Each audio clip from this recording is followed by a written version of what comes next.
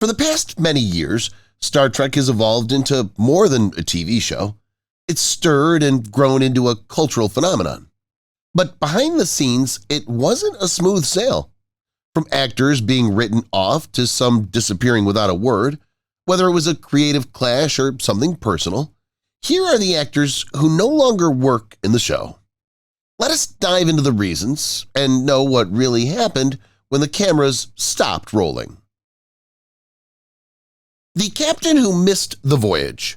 Why Jeffrey Hunter left Star Trek. Before Admiral James Tiberius Kirk, there was Christopher Pike, or as fans say, Captain Pike, the original captain of the Starship Enterprise, which was portrayed by actor Jeffrey Hunter. Pike was featured in the pilot episode of Star Trek, The Cage. It was a thoughtful and philosophical take on space exploration. However, NBC felt that the episode would not connect to a large group of audience, therefore passed on it. Later, they saw potential and gave creator Gene Roddenberry a rare second chance, and they rewrote the series.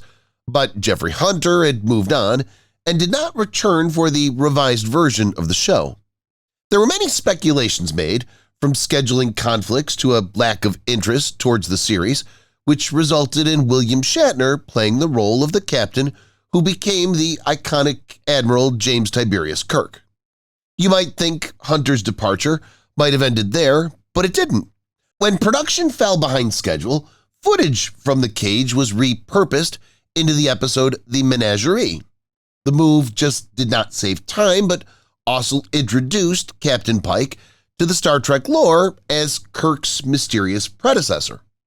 The move was so accepted because what started as a behind-the-scenes trial run eventually laid the foundation for the franchise's most compelling character. Later, in the year 2022, Captain Christopher Pike would make a return in a new adventure called Star Trek: Strange New Worlds, characters played by Anson Mount. Although Jeffrey Hunter walked away from the series before it could take its official launch, the role sparked a legacy that's still unfolding after all these years. From forgotten to formidable. Why Denise Crosby walked away. Denise Crosby played the character Lieutenant Tasha Yar in Star Trek: The Next Generation. She was the Enterprise D's capable and fierce chief of security. Behind the scenes, Crosby always felt something lacking, even though the role was promising. Tasha frequently faded into the background due to poor scripting and insufficient screen time, which resulted in hampering her talent. Denise Crosby was dissatisfied and took a daring step which resulted in her departing for the series during its first season. Gene Roddenberry decided to make her departure a memorable one, so instead of gently writing her out, she was unexpectedly assassinated in Season 1, Episode 23, Skin of Evil, which shocked the fans, creating one of the season's most talked-about moments. Denise Crosby's voyage did not end there. She later returned, not only in flashbacks and alternative realities, but as a new character. It was Selah, Tasha Yar's half-Romulan daughter, which was a daring leap. TNG writing crew expanded on the character. She was developed as a crafty nemesis, which gave Crosby what she desired most, a complex and dynamic character that she enjoyed growing into. Selah was a political counterpart to Captain Picard, which gave Denise Crosby the opportunity for leaving an impression on the franchise that would last for a really long time. We can say even after her departure, she never truly left.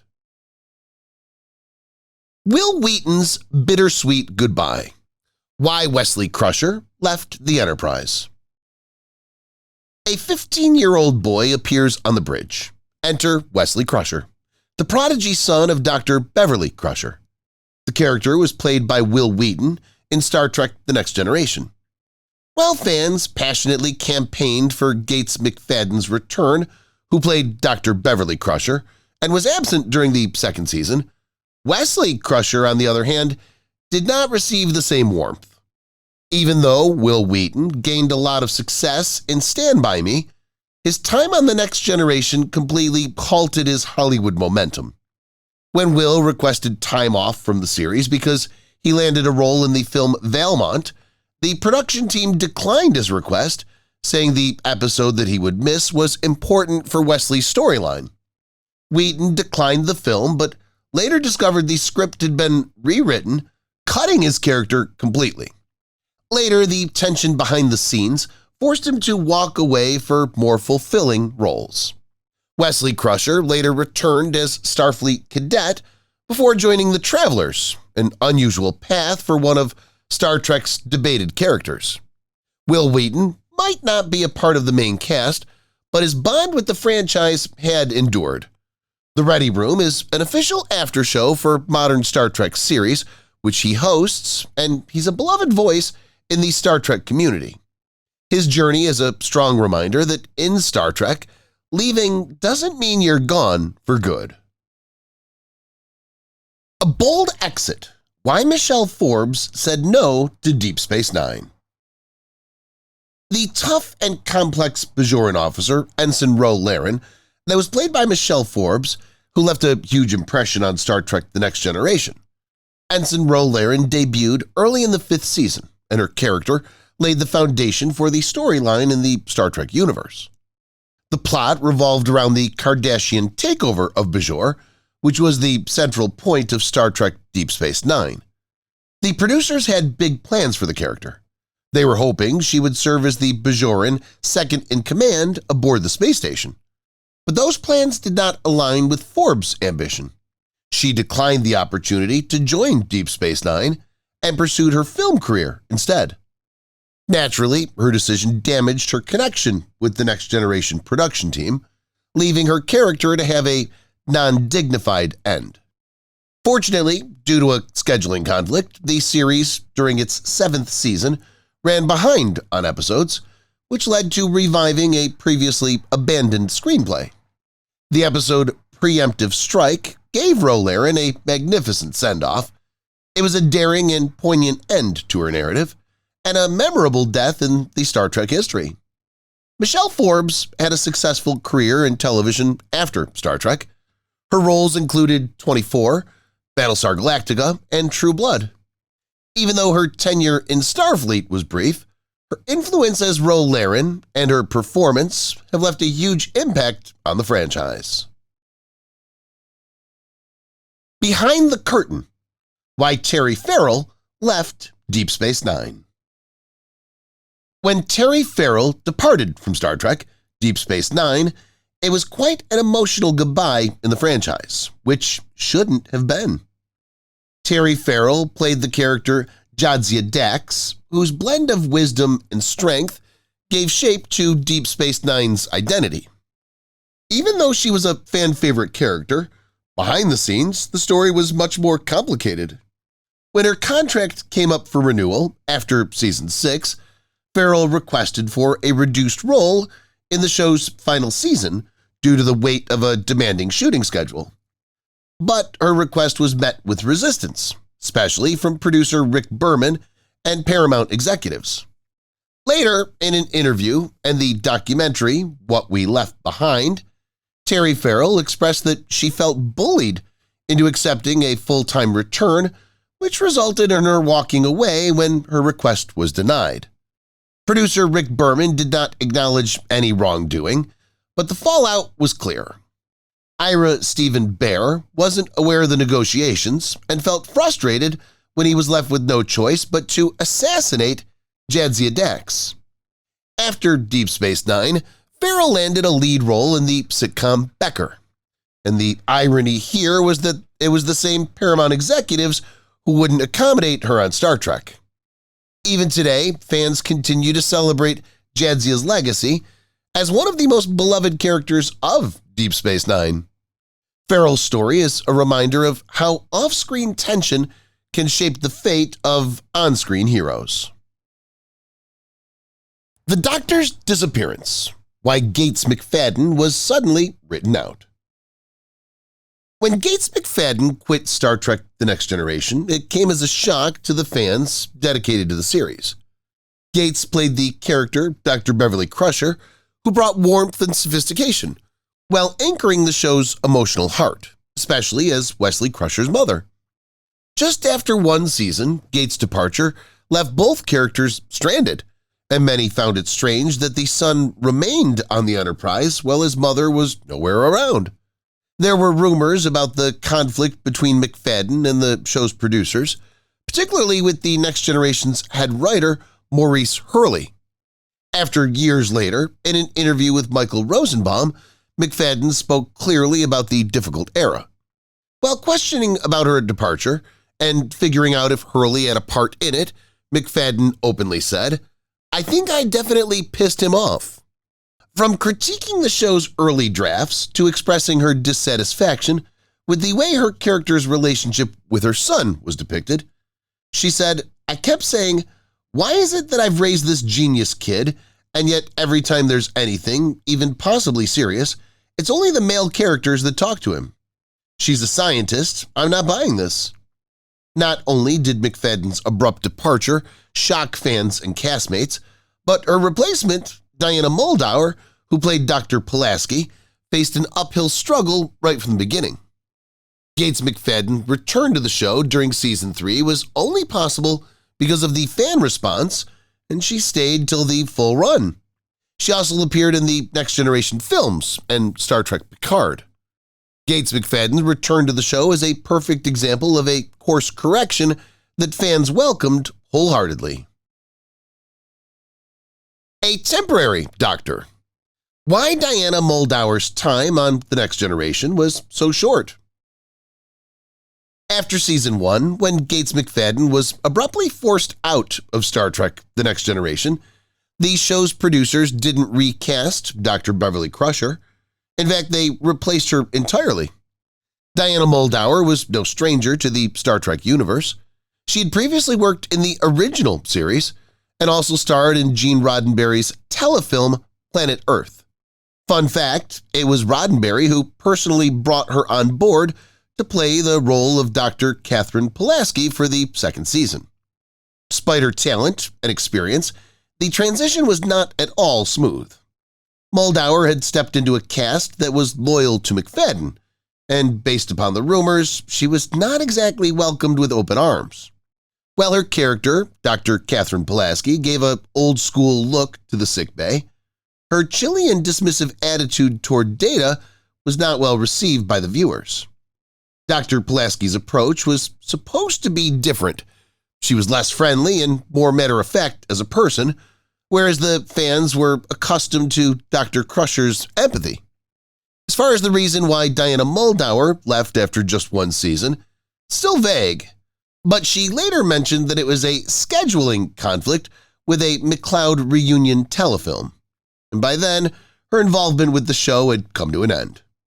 What started as a favor to Gene Roddenberry eventually became less of a priority, as his influence on The Next Generation faded. She moved on to other projects like L.A. Law, where she played a major role as Rosalind Shays, a character who has the most unforgettable exits in television history. Her time on The Next Generation might have been brief, but it was just another chapter in her career, a career full of bold roles and unexpected turns. The Captain Who Wasn't. Genevieve Bujold's abrupt exit from Voyager.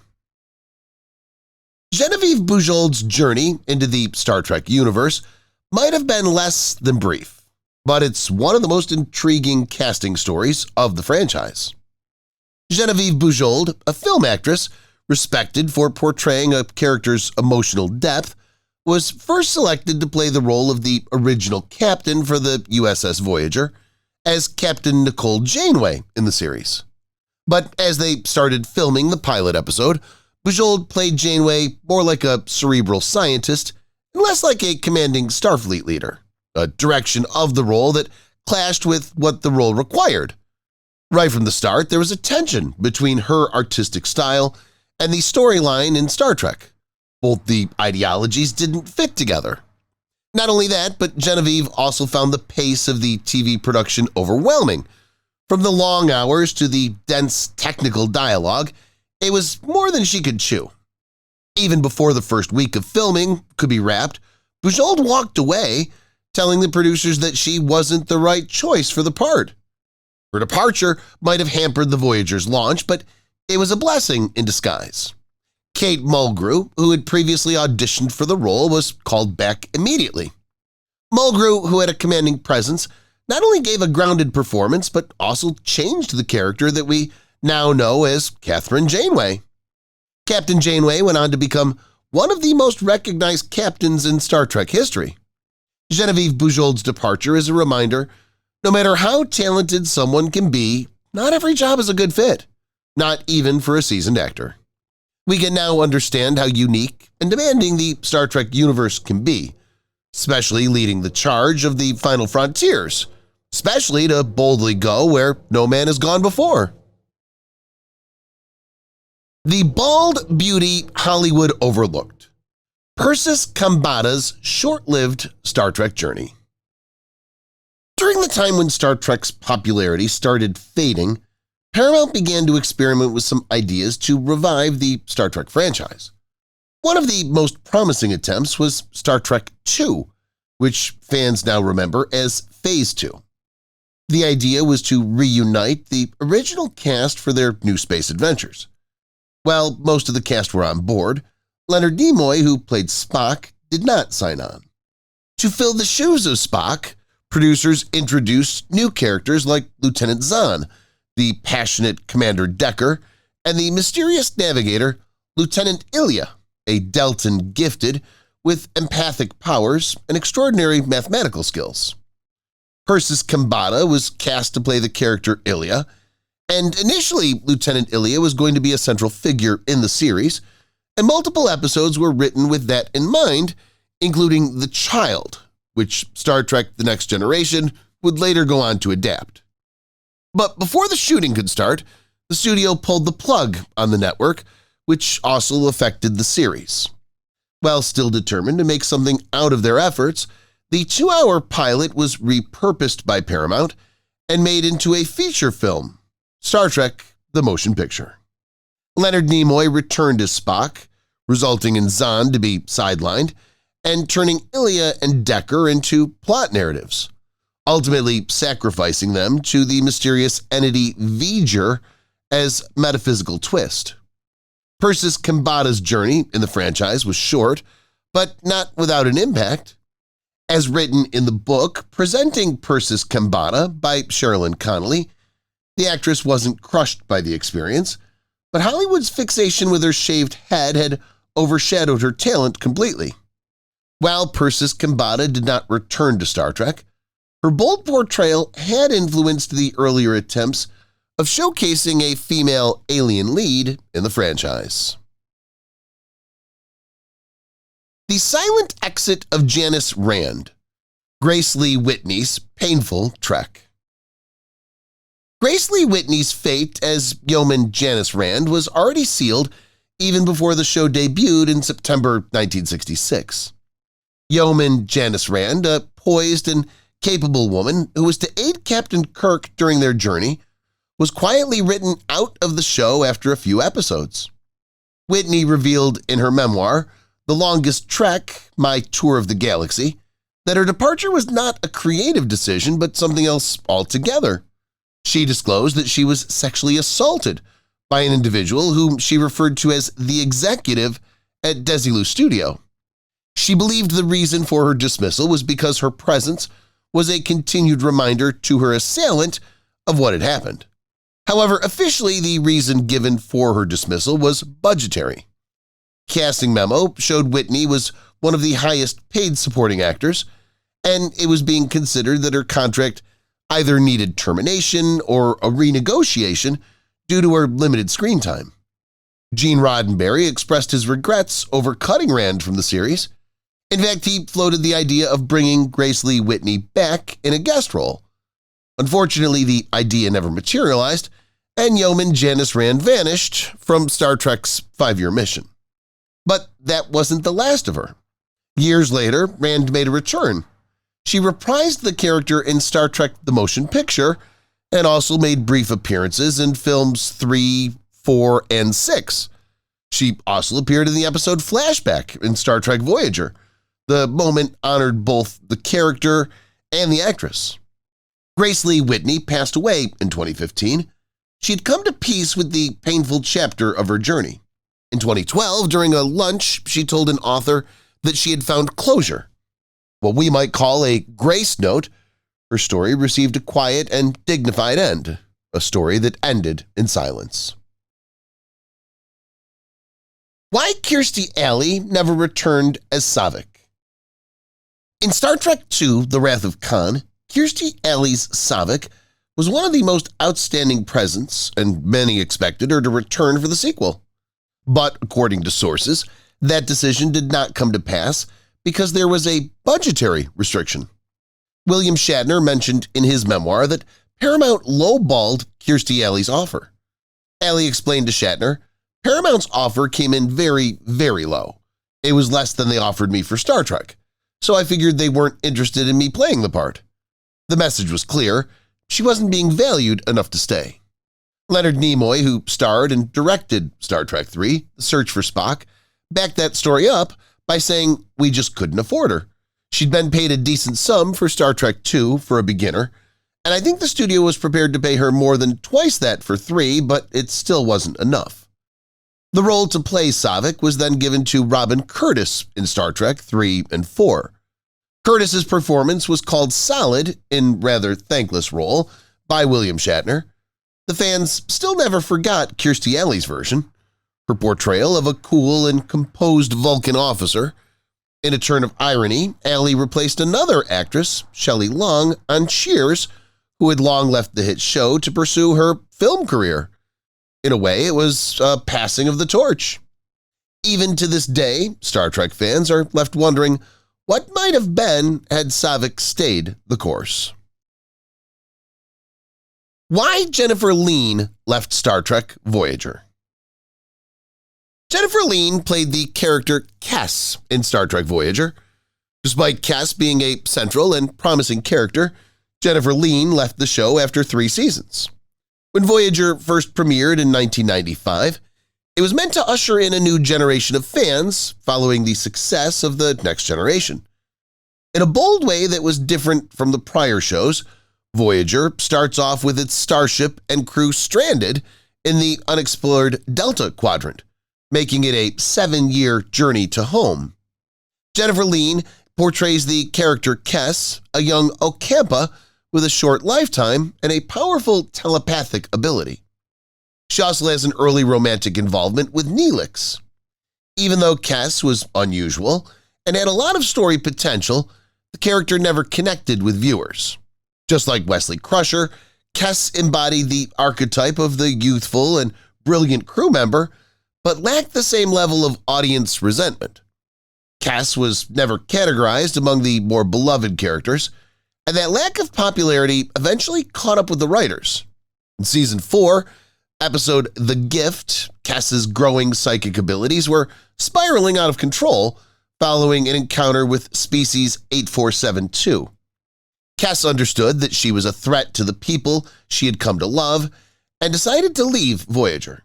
She transformed into a being of pure energy and left, factors prompting Jennifer Lien's departure. Rick Berman and Jerry Taylor subsequently admitted that Neelix and Kes' romance was a mistake, and despite Lien's acting talent, the writers had hit a creative dead end. The Ocampa's short lifetime had affected the long-term plot potential, making it difficult to add Kes into the following arcs. Lien's performance was greatly applauded by fans and cast members alike. Many believed the character failed not because of her performance, but due to writer's block. Her character's departure helped introduce 7 of 9, which was played by Jerry Ryan. This move radically changed the series and increased its ratings. Even though Kes lacked the endurance of other Star Trek characters, her departure remains as one of the most emotional moments in Voyager's history. A cautionary warning that even promising parts can be lost if creative stars do not align. Anton Yelchin's tragic death at the height of stardom. Anton Yelchin, an excellent actor that brought young vitality and charm, died tragically in June 2016. Yelchin played the character Pavel Chekhov in the reboot of the Star Trek films. He was a young talent with big promises. Tragedy struck when Yelchin was at his Los Angeles home. He was only 27 years old, but his death sent shockwaves across Hollywood, devastating the Star Trek community. The bizarre accident occurred during the early hours in the morning.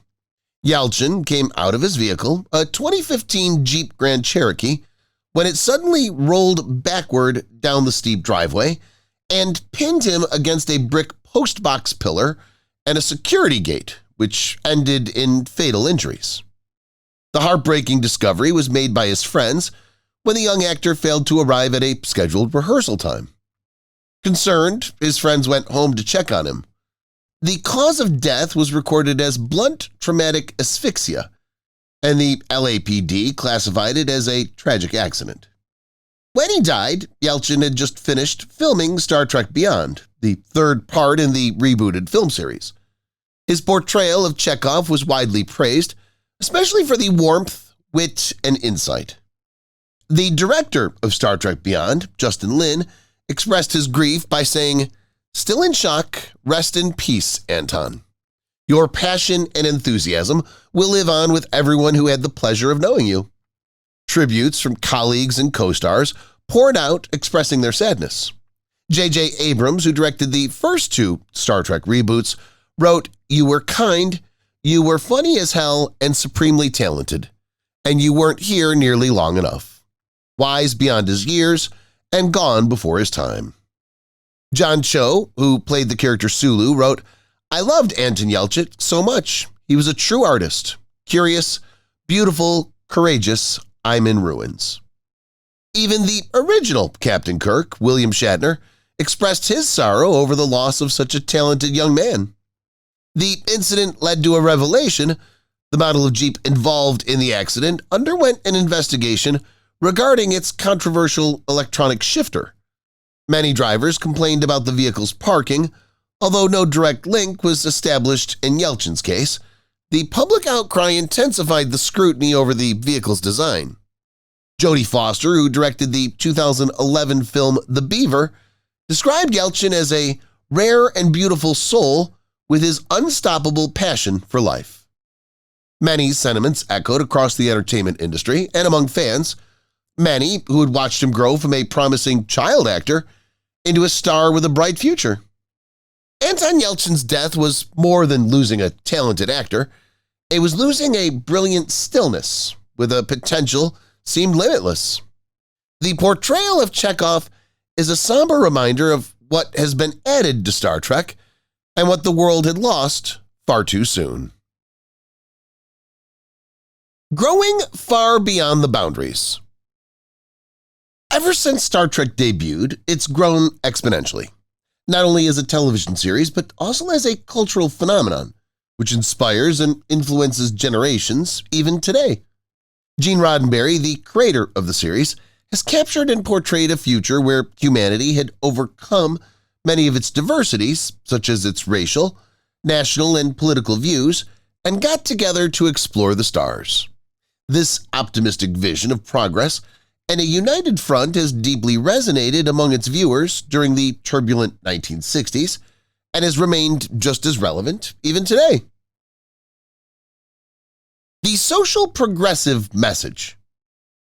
The aspect that's most significant in the Star Trek culture is its progressive social message.